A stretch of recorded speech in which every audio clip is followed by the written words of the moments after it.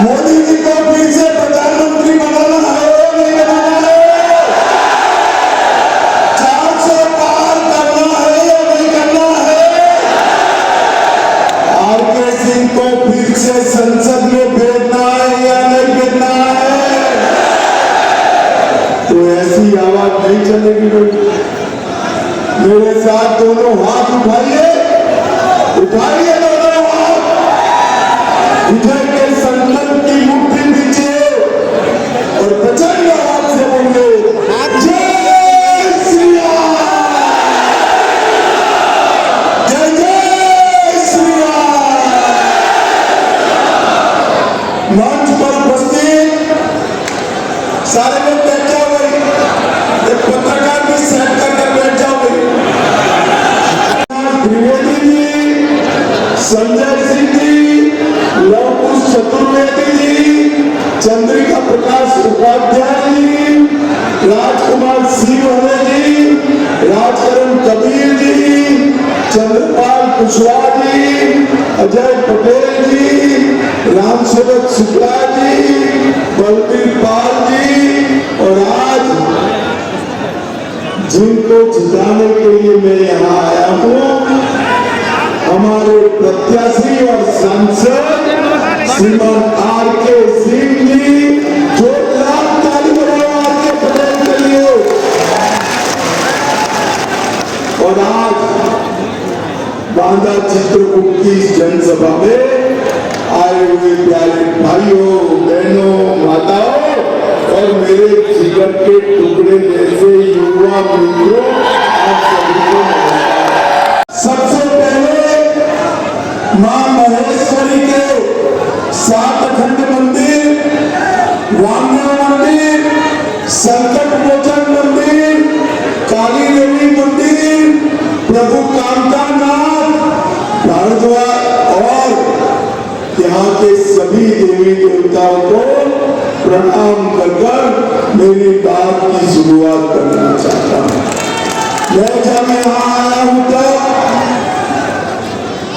महर्षि भारद्वाज, वाल्मीकि, महर्षि अत्रि, अगस्त्य और जिन्होंने रामायण को अमर कर दिया, संत तुलसीदास जी को प्रणाम कर मेरी बात की शुरुआत।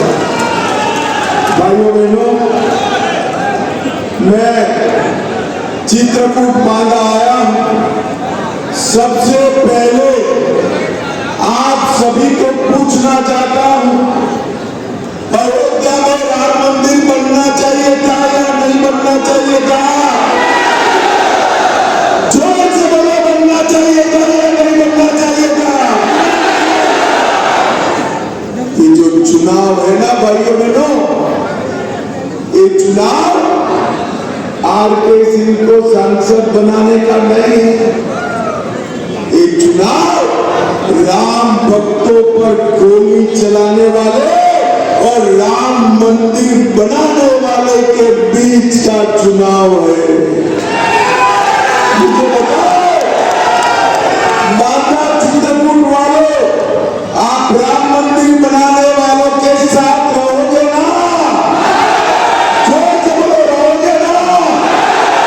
ये समाजवादी पार्टी, ये कांग्रेस पार्टी 70 साल तक राम मंदिर के मसले को लटकाती रही, अटकाती रही, भटकाती रही।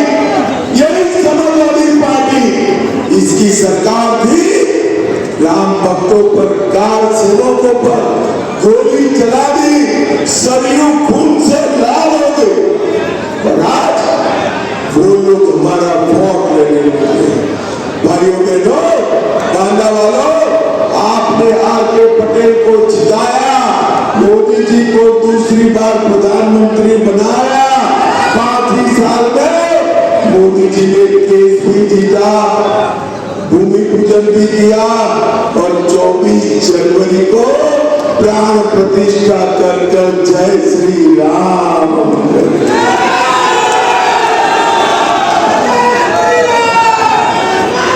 और ये बांदा के युवा जोर जोर से राम के नारे लगा रहे हैं।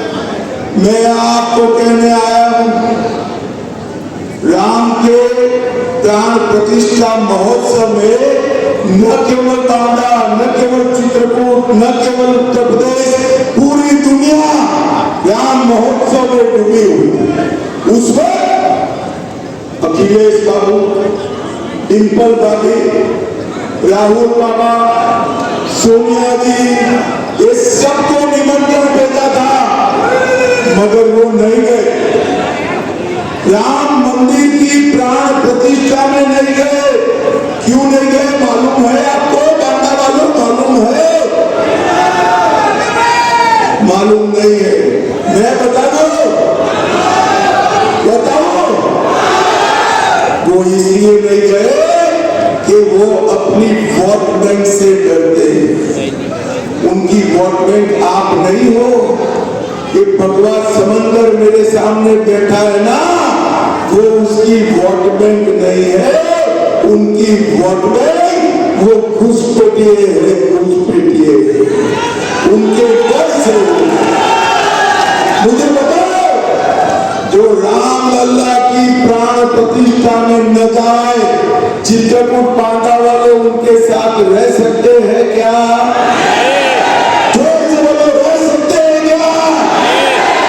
भाइयों बहनों, इन लोगों ने वोट बैंक की राजनीति करने में कोई कसर नहीं छोड़ी। भाइयों बहनों, मैं आज यहां से इंडिया अलायंस वालों को पूछना चाहता हूं, ऐसा होने वाला नहीं है।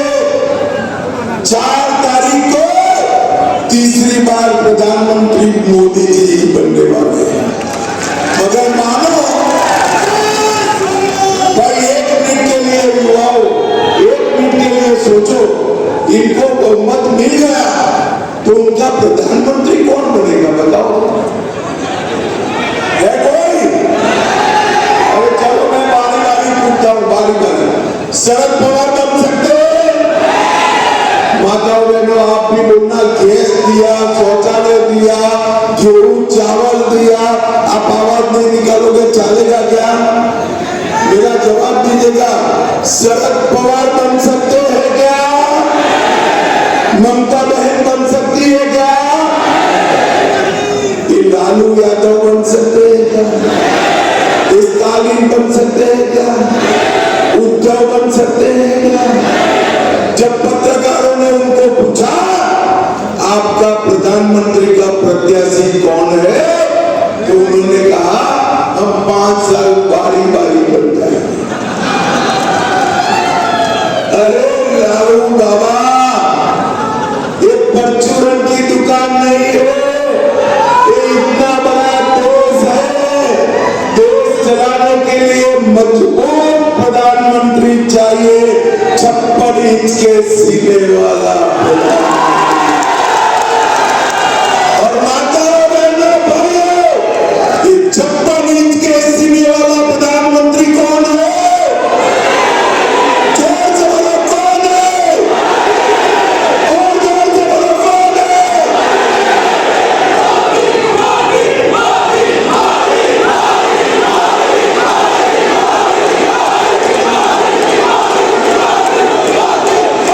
ये अभी जो लड़के माताएं बहनें मोदी मोदी की आवाज कर रही है, नारे लगा रहे हैं, मैं पूर्व जाऊं, पश्चिम जाऊं, उत्तर जाऊं, दक्षिण जाऊं, हर जगह मोदी मोदी के नारे लगते हैं, मोदी मोदी के नारे। इसका एक कारण है कि मोदी जी ने ये माताओं बहनों को विधानसभा और लोकसभा में 33% आरक्षण दिया है। भाई, आरक्षण दिया है।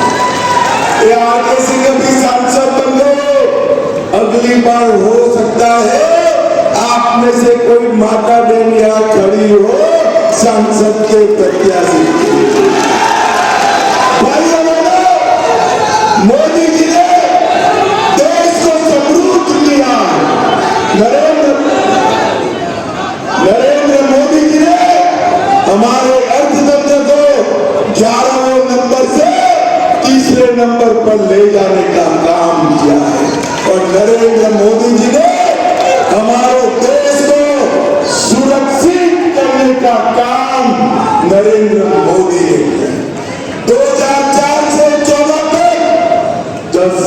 जब सोनिया मनमोहन की सरकार थी, आज वो परिवारवादियों का गठन, वो अपने बेटों बेटियों के लिए राजनीति में काम करते हैं।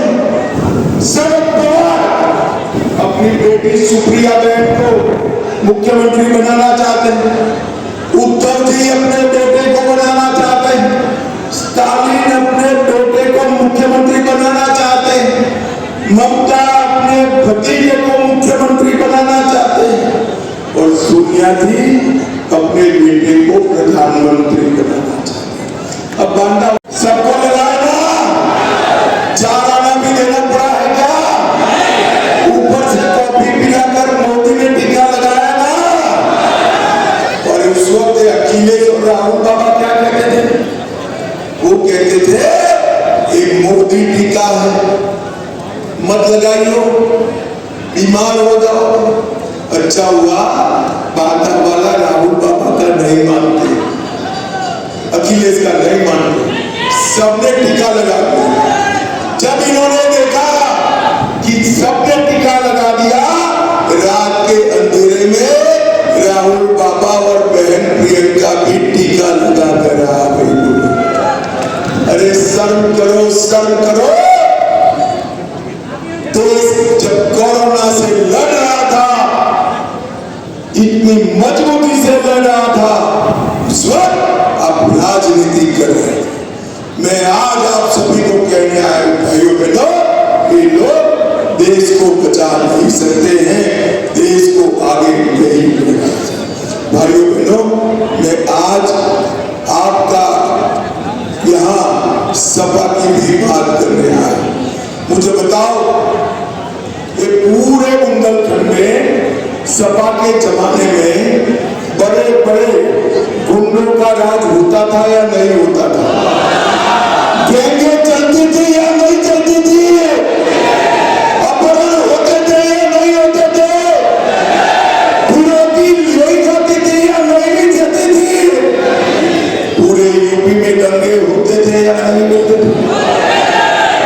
हमने 2017 में आपने भाजपा सरकार बनाई, योगी जी मुख्यमंत्री बने, सारे गुंडों को उल्टा लटका कर सीधा करने का काम योगी आदित्यनाथ और मोदी जी ने यहाँ पर बुंदेलखंड में बुंदेलखंड एक्सप्रेस बनाया, केन बेतवा छोड़ने का काम हो रहा है, डिफेंस कॉरिडोर आया है।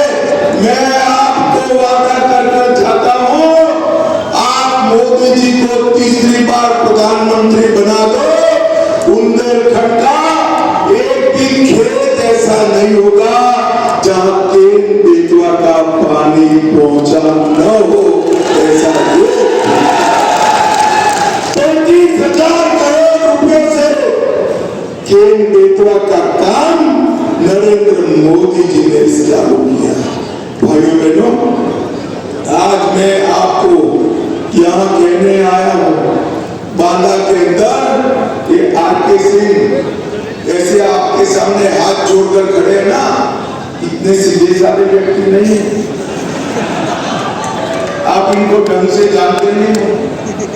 जब बांदा का विकास का बात आता है, बांदा का डेवलपमेंट का बात आता है, मेरे जैसे मंत्री से भी झगड़ा करने लगते हैं आपके साथ। और आरके सिंह ने 46,000 करोड़ केन बेतवा लिंक चित्रकूट को दिलाने के लिए बहुत बड़ा काम किया है। बांदा से चिल्ला यमुना घाट तक 4 लेन रोड स्वीकृत कराया, बेड़ी पुलिया से राम घाट तक के मार्ग का चौड़ीकरण कराया, बुंदेलखंड एक्सप्रेस से क्षेत्र की कनेक्टिविटी को सुधारने का काम किया। झांसी मानिकपुर, खेरार मानिकपुर दोनों रेलवे को अब कोयले से नहीं चलानी पड़ती है, विद्युत से चलाने का काम किया। और विदेश जाना हो तो बांदा में ही पासपोर्ट का केंद्र शुरू करने का काम आरके सिंह ने किया। तेलंगाना की हवाई पट्टी एयरपोर्ट बन रहा है, कलिंजर महोत्सव उसको मान्यता दिलाई, डिफेंस कॉरिडोर, यहाँ तोप के गोले बनने वाले हैं।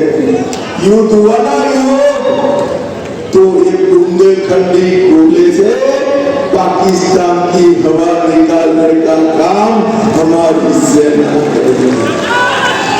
रामलीपुर सेंचुरी टाइगर रिजर्व उसको विकसित किया, रामघाट का सौंदर्यीकरण किया, बांदा से करबई तक 4 लेन रोड बना, 175 करोड़ ये नारा लगा रहे हैं।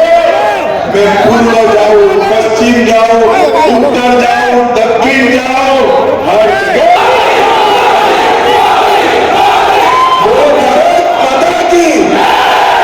इसका एक कारण है कि मोदी जी ने इन माताओं बहनों को विधानसभा और लोकसभा में 33% आरक्षण दिया है। भाई आरक्षण दिया है।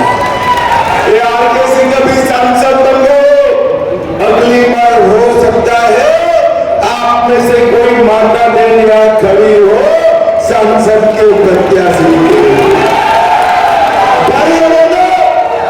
मोदी जी ने देश को समृद्ध किया।